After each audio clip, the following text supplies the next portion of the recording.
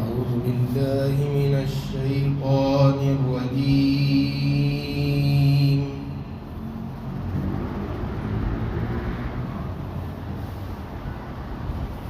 بسم الله الرحمن الرحيم.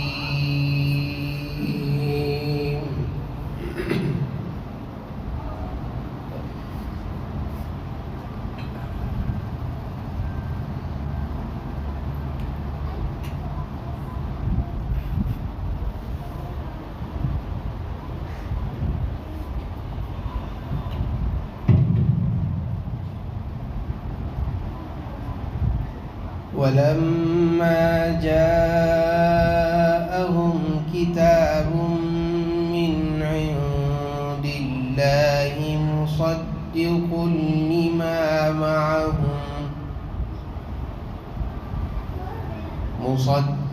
لما معهم وكانوا من قبل يستفتحون على الذين كفروا فلما جاءهم ما عرفوا كفروا به فلعنة الله على الكافرين.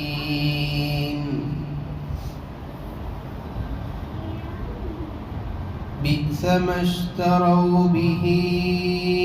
أنفسهم أن يكفروا بما أنزل الله بغيا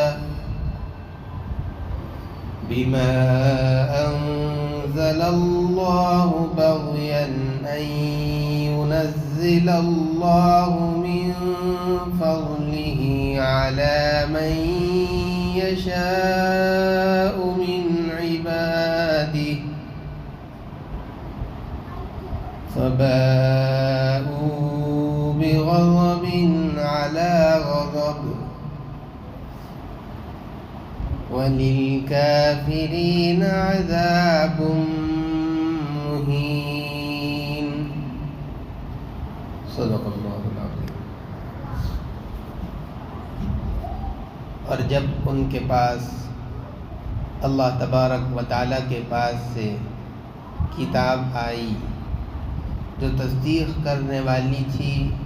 اس چیز کی جو ان کے ساتھ ہے،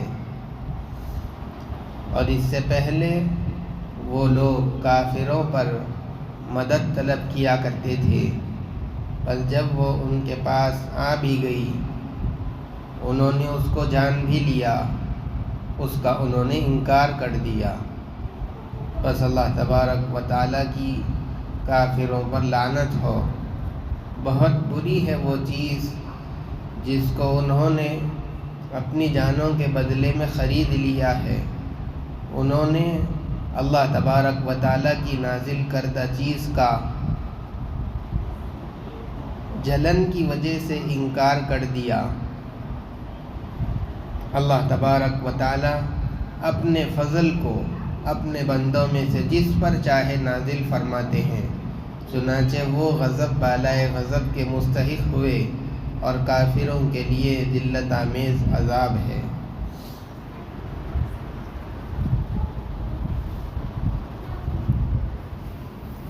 حضرت ابراہیم علیہ السلام کے دو بیٹے حضرت اسماعیل علیہ السلام اور حضرت اسحاق علیہ السلام. پھر حضرت اسحاق علیہ السلام کے بیٹے ہیں حضرت یعقوب علیہ السلام، اور حضرت یعقوب علیہ السلام کا دوسرا نام تھا اسرائیل، اور ان کی جو اولاد ہوئی ہے اس کو بنی اسرائیل کہا جاتا ہے. اور اس اعتبار سے موسیٰ علیہ السلام بھی اور آپ کے بعد بہت سارے انبیاء علیہ السلام یہ سارے کے سارے حضرت یعقوب علیہ السلام کے سلسلے میں سے ہے. اور اللہ تبارک و تعالیٰ نے حضرت یعقوب علیہ السلام کی ذریت میں بہت سارے انبیاء علیہ السلام کو بھیجا۔ حضرت دوسری طرف جو عرب ہے یہ حضرت اسماعیل علیہ السلام کی ذریت اور اولاد میں سے ہے۔ چونکہ انبیاء علیہ السلام کے دنیا میں آنے کا سلسلہ یہ بنی اسرائیل کے اندر جاری تھا جو کہ یہودی تھے، چنانچہ اللہ کے رسول صلی اللہ علیہ وسلم کی نشانیاں اور آپ پر نازل ہونے والی کتاب کی بشارت تورات کے اندر ان لوگوں نے پڑھ رکھی تھی، اور ان نشانیوں اور علامتوں کے ذریعے سے حضور پاک صلی اللہ علیہ وسلم کی بعثت کے زمانے کو بھی ان لوگوں نے جان لیا تھا کہ اب زمانہ قریب آ گیا ہے۔ جس وقت مدینے کے یہودیوں کی اور وہاں پر رہنے والے مشرکین کی آپس میں لڑائی اور اختلاف ہوتا تو یہ یہودی کہتے کہ ان قریب ایک نبی دنیا کے اندر آنے والے ہیں، اور ان پر ایک کتاب نازل ہونے والی ہے، اور ہم ان کے ساتھ مل کر کے ان کے ساتھ مدد حاصل کر کے تم پر غالب آ جائیں گے اور تم کو اس طریقے سے نیست و نابود کریں گے کہ تمہارا کوئی نشان بھی روئے زمین پر باقی نہیں رہے گا۔ اس طریقے سے اللہ کے رسول صلی اللہ علیہ وسلم کی بعثت سے پہلے وہ لوگ اللہ تبارک و تعالیٰ سے دعا بھی کرتے تھے کہ اے اللہ، نبی آخر الزماں کے ذریعے سے جو آپ کے آخری نبی ہیں ہمارے دشمنوں پر مدد فرما۔ اللہ کے رسول صلی اللہ علیہ وسلم کا وسیلہ دے کر کے وہ لوگ اپنی دعائیں کیا کرتے تھے، لیکن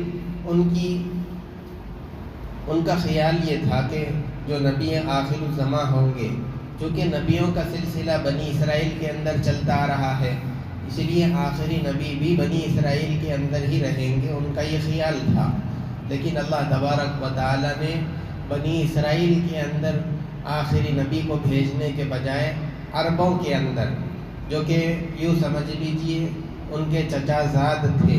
حضرت اسحاق علیہ السلام سے یہ چلے، اور عرب جو چلے حضرت اسماعیل علیہ السلام کی اولاد سے چلے،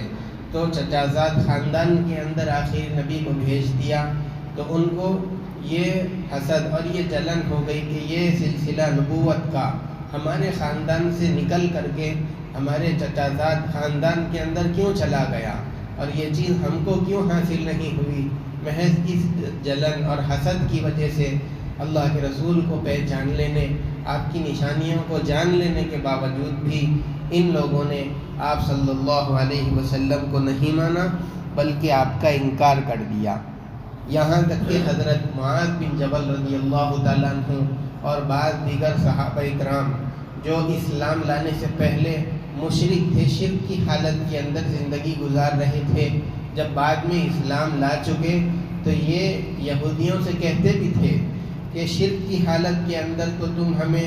یہ باتیں حضور کے بارے میں بتلاتے تھے، آپ کی نشانیاں ہمارے سامنے بتلاتے تھے، یہاں تک کہ ہم کو ڈراتے اور دھمکاتے بھی تھے کہ اس نبی کے آنے کے بعد تم ان کے ساتھ مل کر کے ان پر ایمان لائیں گے اور ان پر نازل ہونے والی کتاب پر ایمان لائیں گے اور ان کے ساتھ مل کر کے ہم کو نیست و نابود کر دیں گے۔ تو جو نشانیاں تم تورات میں دیکھ کر کے اس زمانے میں بیان کرتے تھے، وہ پوری نشانیاں حضور پاک صلی اللہ علیہ وسلم کے اندر پائی جاتی ہیں۔ تو جب تم نے وہ نشانیوں کو حضور میں دیکھ لیا تو اب پھر ایمان کیوں نہیں لاتے؟ تو وہ لوگ کہتے تھے کہ ہم اس نبی کے بارے میں بات نہیں کرتے تھے، یہ ہماری مراد نہیں تھی۔ الغرض ضد اور ہٹ دھرمی کی وجہ سے ان لوگوں نے حضور پاک صلی اللہ علیہ وسلم پر ایمان نہیں لایا اور آپ کو نبی تسلیم نہیں کیا۔ لیکن سارے یہودی ایسے نہیں تھے، بلکہ بعض یہودی ایسے بھی تھے جو حضور پاک صلی اللہ علیہ وسلم کی نشانیوں کو دیکھنے کے بعد میں آپ کو نبی مان کر آپ کے ہاتھ پر انہوں نے اسلام قبول کر لیا تھا، جیسے کہ حضرت عبداللہ ابن سلام رضی اللہ تعالیٰ عنہ، ان کا واقعہ بخاری شریف کے اندر لکھا ہوا ہے، اور بہت عجیب واقعہ۔ اس واقعے کے اندر ان یہودیوں کی جو مسلمانوں کے ساتھ میں حسد اور جو جلن ہے، اس چیز کو واضح کر دیا گیا اس واقعے کے اندر۔ ہوا یہ کہ حضرت عبداللہ ابن سلام رضی اللہ تعالیٰ عنہ اللہ کے رسول صلی اللہ علیہ وسلم کی خدمت میں حاضر ہوئے اور آپ نے حضور کے ہاتھ پر اسلام قبول کر لیا، اور اسی وقت میں دوسرے یہودی بھی حضور کے پاس ملاقات کے لیے آ رہے تھے۔ تو حضرت عبداللہ ابن سلام رضی اللہ تعالیٰ عنہ نے اللہ کے رسول صلی اللہ علیہ وسلم سے فرمایا کہ آپ سب سے پہلے جب یہ یہودی آپ کے پاس آئیں گے تو اسلام کی دعوت پیش کرنے سے پہلے ان یہودیوں سے میرے متعلق پوچھئے کہ عبداللہ ابن سلام کے بارے میں تمہاری کیا رائے ہے۔ جب وہ لوگ میرے بارے میں کچھ کہہ دیں تو پھر اسلام کی دعوت ان کے سامنے پیش کرنا۔ چنانچہ حضرت عبداللہ ابن سلام رضی اللہ تعالیٰ عنہ یہ کہہ کر کے ایک کونے میں جا کر پردے کی آڑ میں کھڑے ہو گئے تاکہ وہ آنے والے یہودیوں کو نظر نہ آئے۔ پھر جب وہ یہودی آ گئے تو اللہ کے رسول صلی اللہ علیہ وسلم نے ان آنے والے یہودیوں سے پوچھا کہ ابن سلام کے بارے میں تمہاری کیا رائے ہے؟ وہ تمہارے درمیان رہنے والے آدمی ہیں، وہ کیسے آدمی ہیں؟ ان لوگوں نے ان کی تعریف کرنا شروع کر دی اور کہا خیرنا وابن خیرنا، کہ وہ ہم میں سے بہتر آدمی ہیں اور وہ بہتر آدمی کے بیٹے بھی ہیں۔ عالمنا وابن عالمنا، کہ وہ ہم میں سب سے زیادہ جاننے والے ہیں، علم رکھنے والے ہیں اور علم رکھنے والے کے بیٹے ہیں۔ سیدنا وابن سیدنا، وہ ہمارے سردار ہیں اور ہمارے سردار کے بیٹے ہیں۔ گویا کہ وہ ان کی بھی اور ان کے جو والد تھے ان کی بھی، دونوں کی تعریف کر رہے تھے۔ اور یہ جب گفتگو چل ہی رہی تھی کہ ایک اچانک حضرت عبداللہ ابن سلام رضی اللہ تعالیٰ عنہ ان کے نکلنے سے پہلے حضور پاک صلی اللہ علیہ وسلم نے ان یہودیوں سے پوچھا کہ اگر عبداللہ ابن سلام اسلام لا لے تو پھر تمہاری ان کے سلسلے میں کیا رائے ہوگی؟ تو انہوں نے یہ اللہ کے رسول سے کہا کہ عبداللہ ابن سلام کو اللہ پروردگار وہ اسلام سے محفوظ رکھے، بچائے رکھے۔ جب انہوں نے یہ بات کہی تو حضرت عبداللہ ابن سلام رضی اللہ تعالیٰ عنہ پردے میں سے باہر آئے اور انہوں نے ان کے سامنے زور سے پڑھا اشہد ان لا الہ الا اللہ و اشہد ان محمدا عبدہ و رسولہ۔ جب یہ کلمات انہوں نے سنے تو اسی وقت میں جو ایک لمحہ پہلے ان کی تعریف میں لگے ہوئے زبانیں تھی، ان لوگوں نے کہا شرنا وابن شرنا، کہ یہ ہم میں برا آدمی ہے اور برے آدمی کا بیٹا ہے۔ تو محض ان کے اسلام قبول کرنے کی وجہ سے جب ایک لمحہ پہلے ان کی تعریف کر رہے تھے، اب ان کی برائی کرنے پر تیار ہو گئے۔ تو اس طریقے سے مسلمانوں کے ساتھ میں اور ایمان لانے والوں کے ساتھ میں بنی اسرائیل کا اور یہودیوں کا ہمیشہ سے اس طریقے سے دشمنی اور ان کی عداوت رہی ہے۔ اور جو انہوں نے جو اسلام قبول نہیں کیا وہ حسد اور جلن کی وجہ سے، کیونکہ یہ نبی ہمارے اندر کیوں نہیں آئے، ہمارے اندر ہونا چاہیے تھا، یہ ان کو فخر، یہ تکبر ان کو تھا، لیکن ان کا یہ امتیاز چھین لیا گیا۔ اس لیے حسد کی وجہ سے ان لوگوں نے اسلام قبول نہیں کیا، حضور کی دعوت کو نہیں مانا۔ اللہ کے رسول صلی اللہ علیہ وسلم نے متکبرین کے متعلق یہ بات ارشاد فرمائی کہ متکبر کا حشر قیامت کے روز اس طریقے پر ہوگا کہ وہ انسان کی شکل صورت کے اندر چمٹی کے مانی چھوٹا بنا دیا جائے گا اور ہر چیز اس کو رونتی ہوئی چلی جائے گی، اور پھر جہنم کے اندر ایک قید خانہ ہے، اس کے اندر اس کو بند کر دیا جائے گا۔ وہاں پر جو آگ ہوگی سزا کے واسطے، ہر قسم کی آگ سے وہ بہت زیادہ تیز ہوگی، اور پھر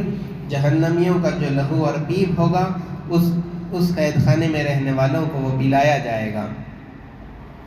یہاں پر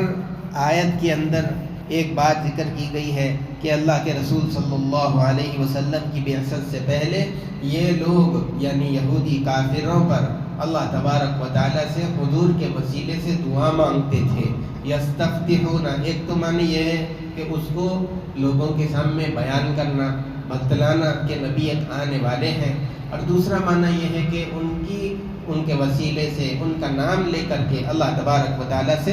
مدد طلب کرنا۔ اب یہاں پر چونکہ وسیلے کا ذکر آیا ہے، اس کا حکم کیا ہے اس بات کو بھی جان لینا چاہیے۔ اگر ہم کسی کا وسیلہ دے رہے ہیں، جیسے کہ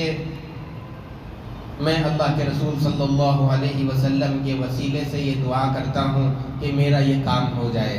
یا کسی اللہ کے مقرب اور نیک بندے کے وسیلے سے یہ دعا کرتا ہوں۔ تو اس سلسلے میں تفصیل یہ ہے کہ اگر آدمی جس شخصیت اور جس ہستی کا وسیلہ دے رہا ہے، اگر اس ہستی کو وہ یہ سمجھتا ہے کہ وہ عالم الغیب ہے، وہ یہ سمجھتا ہے کہ وہ حاضر و ناظر ہے، ہمارے ہر امر ہر معاملے کے اندر ان کو تصرف کرنے کا، ہمارے کام کے بنانے کا اختیار ان کو ہے، تو یہ تو بالکل کھلا ہوا شرک ہے اور کفر ہے۔ اس طریقے کا وسیلہ دینا جائز نہیں۔ ہاں، اگر ان کے بارے اس ہستی اور اس شخصیت کے بارے میں یہ یقین ہے کہ وہ عالم الغیب نہیں ہے، وہ ہر امور کے اندر متصرف اور ہمارے کام بنانے والے نہیں ہیں،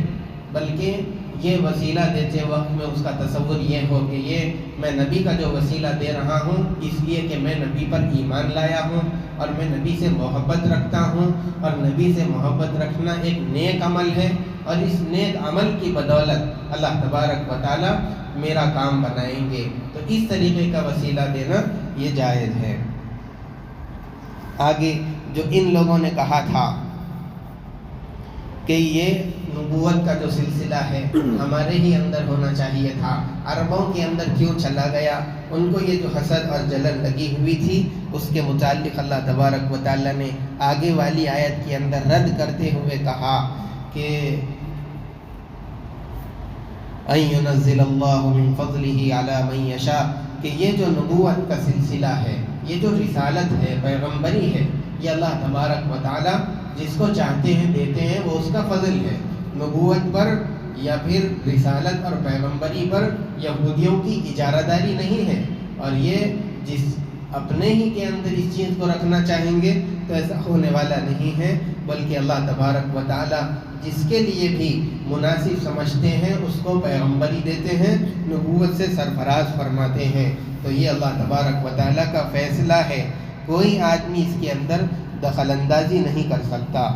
اب ان لوگوں نے جو اللہ کے رسول صلی اللہ علیہ وسلم کا انکار کر دیا، تو ان کے اوپر دو غصے ہو گئے ہیں، غضب۔ ایک تو یہ کہ ان لوگوں نے پہلے والے انبیاء علیہ السلام کی تعلیمات کا جو تورات کے اندر ذکر کی گئی تھی اس کو پورا نہیں کیا، اس پر عمل نہیں کرتے، اور دوسرا غضب یہ کیا کہ اللہ کے رسول صلی اللہ علیہ وسلم کی بات بھی نہیں مانی اور آپ کا بھی انکار کر دیا۔ تو اس طریقے سے یہ دو غضب کے مستحق ہو گئے۔ آگے وَلِلْكَافِرِينَ عَذَابٌ مُّهِينٌ، اور اس طرح کے کافروں کے لیے جو محض اس وجہ سے کہ نبوت ہمارے اندر نہیں چلی انکار کر دیتے ہیں، تو ان کے لیے آخرت کے اندر دردناک عذاب ہوگا۔ یہاں پر رک کر کے ایک بات سمجھنی چاہیے کہ جس طریقے سے یہودی یہ لوگ اس وجہ سے اللہ کے رسول کا انکار کر رہے ہیں کہ وہ ہمارے درمیان نہیں آئے، وہ دوسرے قبیلے اور خاندان کے اندر نازل ہو گئے ہیں، مبعوث ہوئے ہیں، اس لیے نہیں مان رہے ہیں، ٹھیک اسی طریقے سے ہندو جو ہمارے اطراف میں رہنے والے ہیں، ہمارے ملک میں بسنے والے ہیں، یہ لوگ بھی کل کی اوتار کا انتظار کر رہے ہیں، اور ان کا ماننا یہ ہے کہ وہ کل کی اوتار ہم ہندوؤں میں سے آئے گا، حالانکہ وہ مکے کے اندر اللہ کے رسول صلی اللہ علیہ وسلم آ چکے ہیں۔ وہ اس وجہ سے حضور کو نہیں مانتے کہ وہ ہندوؤں میں سے، ہندوستان میں سے نہیں ہے، بلکہ دوسرے ملک میں سے اور دوسری جگہ پر نازل ہوئے ہیں، اس لیے انکار کر دیتے ہیں۔ تو جس طریقے سے یہودی محض حسد کی وجہ سے اور جلن کی وجہ سے نہیں مان رہے تھے، یہ جو ہندو ہے وہ بھی اسی وجہ سے حضور پاک صلی اللہ علیہ وسلم کی نبوت کو تسلیم نہیں کرتے، حالانکہ ان کی جو کتابیں ہیں اس کے اندر جو نشانیاں کل کی اوتار کی اور آپ کی جو زمانے کی نشانیاں، آپ کے آنے کے زمانے کے جو حالات وہ سارے بتائے گئے ہیں، وہ سارے کے سارے مکہ مکرمہ پر اور حضور صلی اللہ علیہ وسلم کے مبعوث ہونے کے زمانے پر برابر فٹ ہوتے ہیں، لیکن محض اسی وجہ سے جو نہ مانے، پھر حسد اور جلن کی وجہ سے اگر کوئی نہ مانے تو پھر اس کا کیا علاج ہو سکتا ہے۔ یہاں پر اللہ تبارک و تعالیٰ نے آخرت کا جو عذاب کافروں کے لیے ذکر فرمایا، اس کے اندر یہ بات بتائی، عذاب مہین، ذلت آمیز عذاب ہوگا، یہ کافروں کے لیے ہوگا، ورنہ تو جو گناہگار مسلمان ہیں وہ بھی جہنم میں جائیں گے، لیکن ان کو جو عذاب دیا جائے گا وہ ان کو ذلیل کرنے کے لیے نہیں، رسوا کرنے کے لیے نہیں، بلکہ جس طریقے سے کپڑا میلا ہو جاتا ہے تو اس کو دھونے کے لیے پانی میں اور صابن میں بھگو دیا جاتا ہے، جب صاف ہو جائے تو وہاں سے نکال دیتے ہیں۔ ٹھیک اسی طریقے سے اگر کوئی مسلمان گناہوں کی وجہ سے میلا اور گندا ہو گیا تو جہنم کے اندر ڈال کر کے ان گناہوں سے اس کو پاک صاف بنا دیا جاتا ہے۔ پھر جب وہ پاک ہو جائے گناہوں سے تو وہاں سے نکال کر کے پھر ہمیشہ ہمیشہ کی جنت جو مومنین مسلمانوں کے لیے ہے، اصل جو ٹھکانہ مسلمانوں کا ہے، وہاں پر اس کو ڈال دیا جاتا ہے۔ آگے بھی اللہ تبارک و تعالی بنی اسرائیل سے متعلق بہت کچھ فرمائیں گے۔ بس اللہ تبارک و تعالی ہم تمام کو قرآن کریم کی روشنی میں اور احادیث کی روشنی کے اندر صحیح تعلیمات کو سمجھتے ہوئے زندگی گزارنے کی، سیدھے راستے پر چلنے کی اللہ تعالی ہم سب کو توفیق عطا فرمائے۔ سبحان ربک رب العزت عما یصفون وسلام علی المرسلین والحمد للہ رب العالمین۔ انشاءاللہ آئندہ درس 25 فروری کو ہوگا۔